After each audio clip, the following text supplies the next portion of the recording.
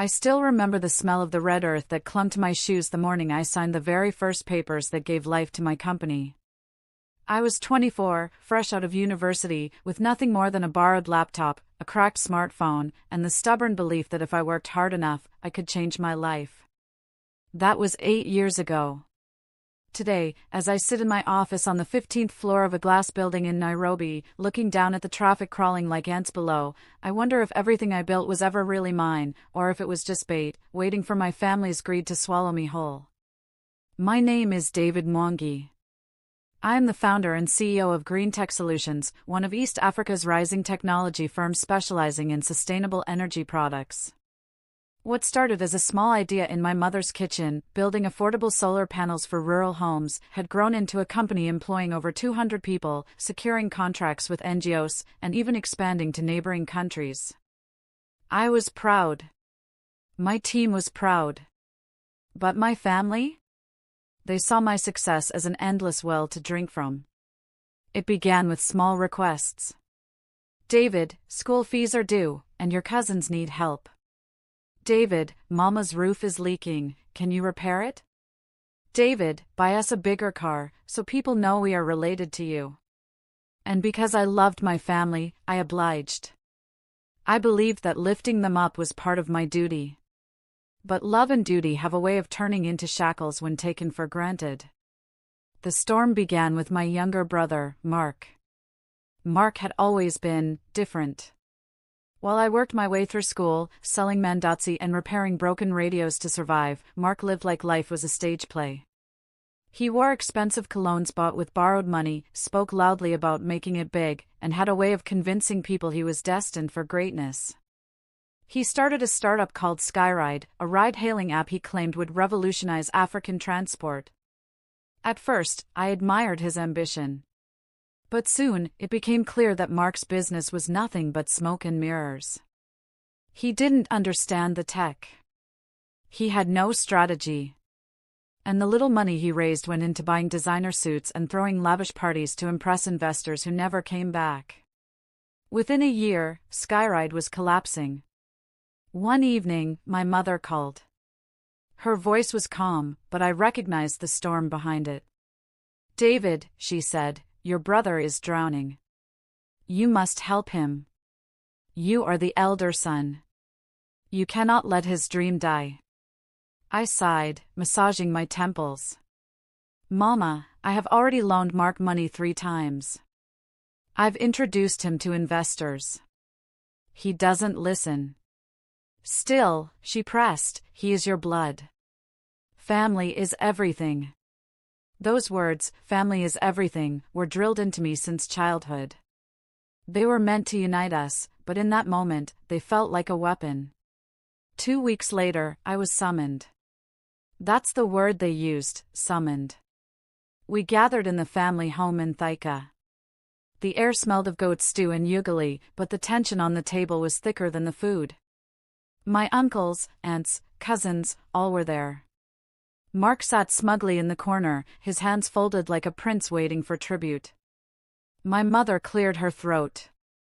David, she began, we have talked as a family.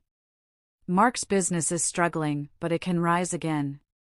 We believe the only way forward is for you to sell your company, Green Tech, and use the money to rebuild Skyride. The room went quiet.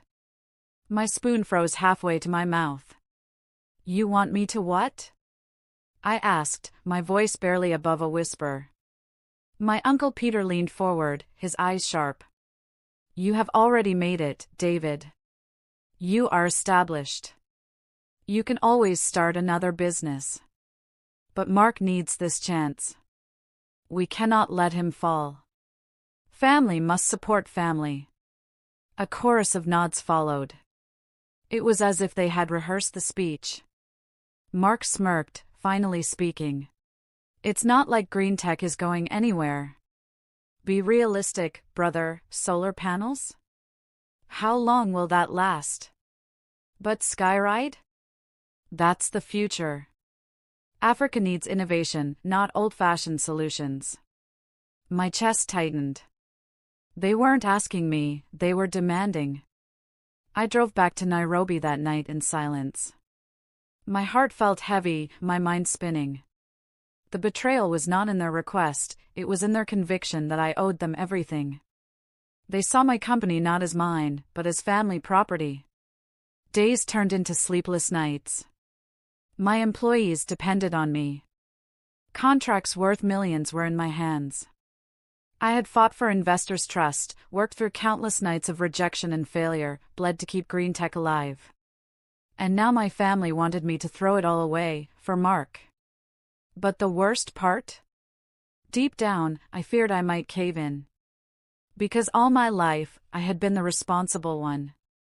The one who paid the bills, the one who fixed what was broken, the one who never said no. Until one night, I decided I would no longer be their sacrifice. Instead of selling, I went to a lawyer. We spent hours drafting documents, ensuring every word was airtight. When I left his office, I carried a folder that weighed more than its paper contents. It carried my future. A week later, I called for a family gathering. This time, I was the one who summoned them. They arrived with expectant faces, Mark already bragging to cousins about the billions soon coming his way. My mother looked relieved, assuming I had finally agreed to their demand. I stood in the living room, my voice steady. "You asked me to sell green tech and give the money to Mark's company," I said. "I thought deeply about it. And I have made my decision." Silence filled the air. I will not sell green tech. Instead, I paused, pulling the folder from my bag. "I have transferred ownership." Gasps echoed. My mother's eyes widened, and Mark leaned forward eagerly. "To whom?" she asked. I opened the folder, placing the papers on the table. "To an independent foundation that ensures green tech will remain dedicated to its mission, providing affordable energy for African homes. Ownership is no longer mine. It belongs to the people it was meant to serve." The room erupted. "What madness is this?" Uncle Peter shouted, slamming his hand on the table. "David, are you bewitched?" my mother cried. Mark's face twisted with fury. "You are a fool. A selfish, jealous fool. You'd rather give strangers power than help your own blood?"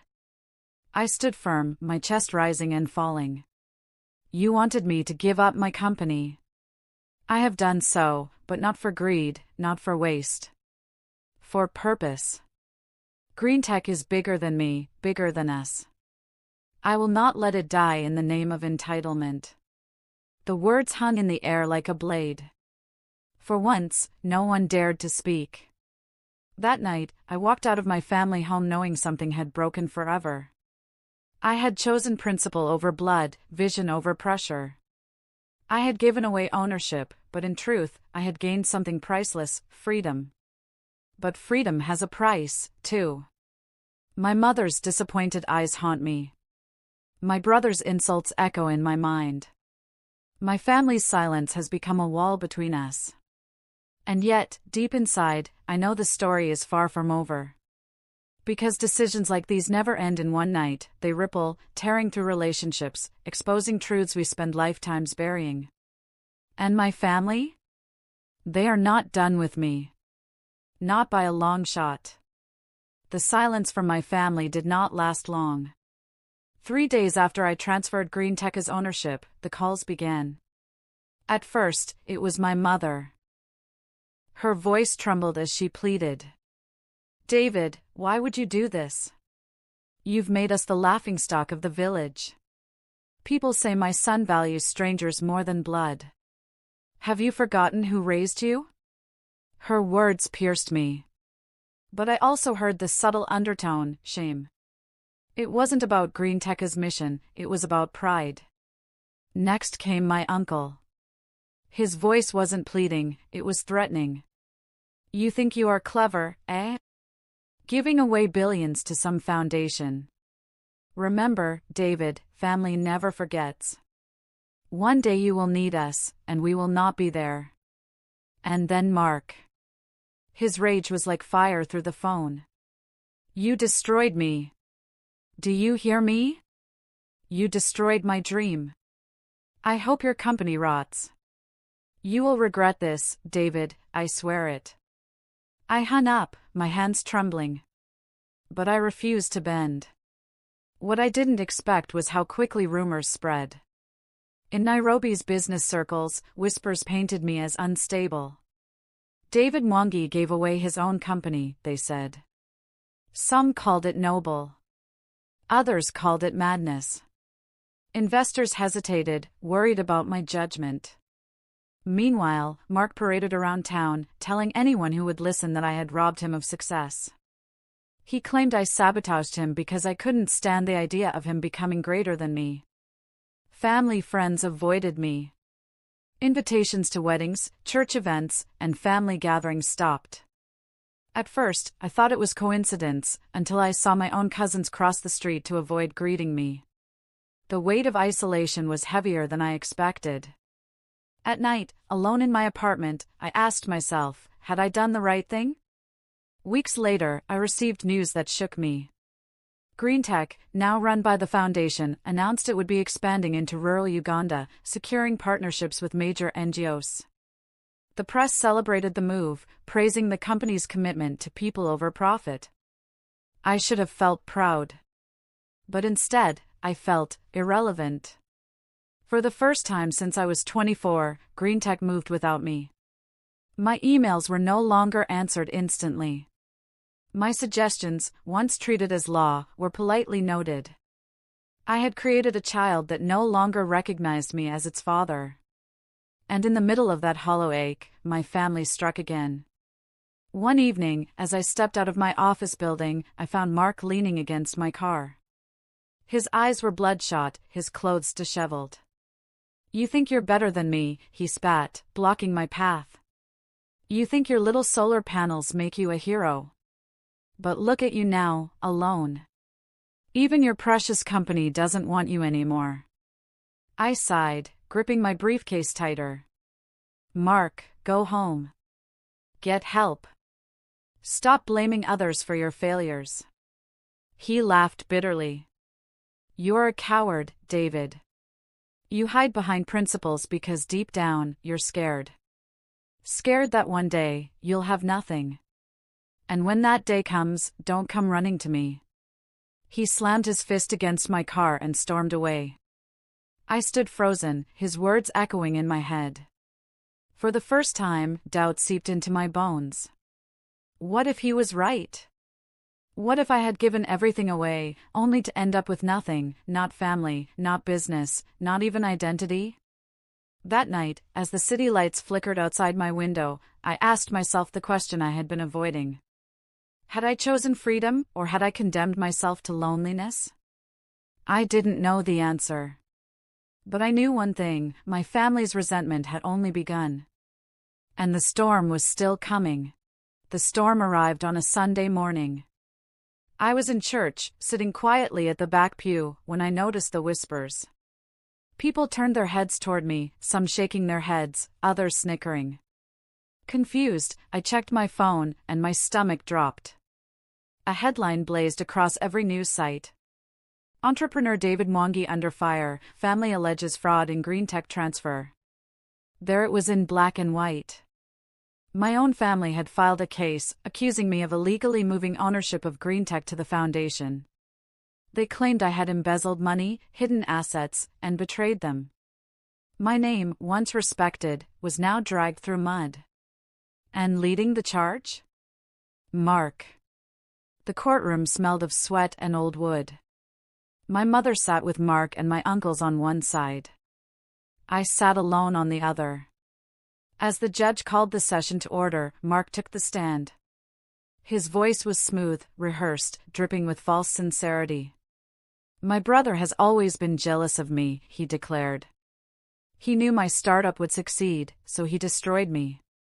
He transferred GreenTech not out of principle, but to keep all the money hidden under his control. Lies, one after another, fell from his lips. I clenched my fists, forcing myself to breathe. When my turn came, I stood and spoke the truth.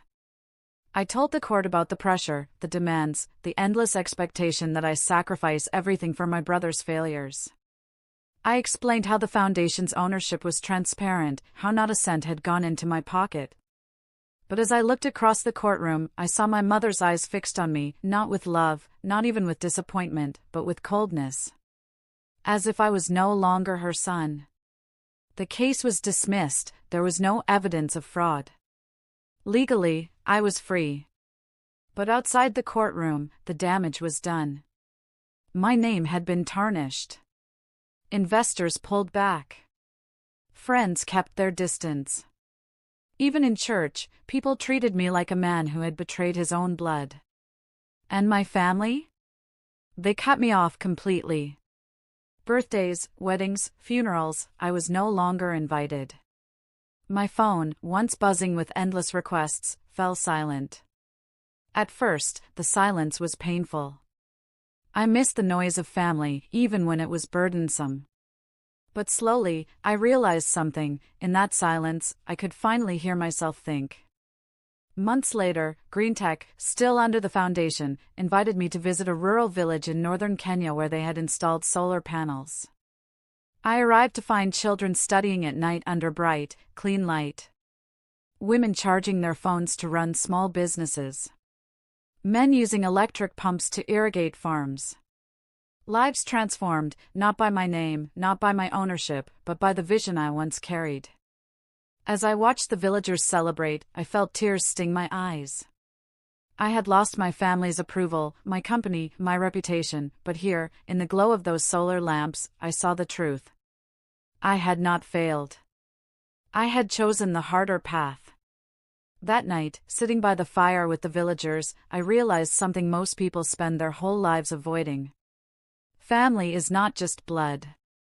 Family is anyone who shares your values, who respects your boundaries, who celebrates your light instead of trying to dim it. My family wanted me to sell my soul for my brother's dream. But dreams built on entitlement can never stand. Only dreams built on sacrifice, discipline, and vision endure. I had lost them. But maybe, just maybe, I had gained something greater, the freedom to live without chains. And as I gazed at the children laughing under the solar lights, I whispered to myself, this is my legacy.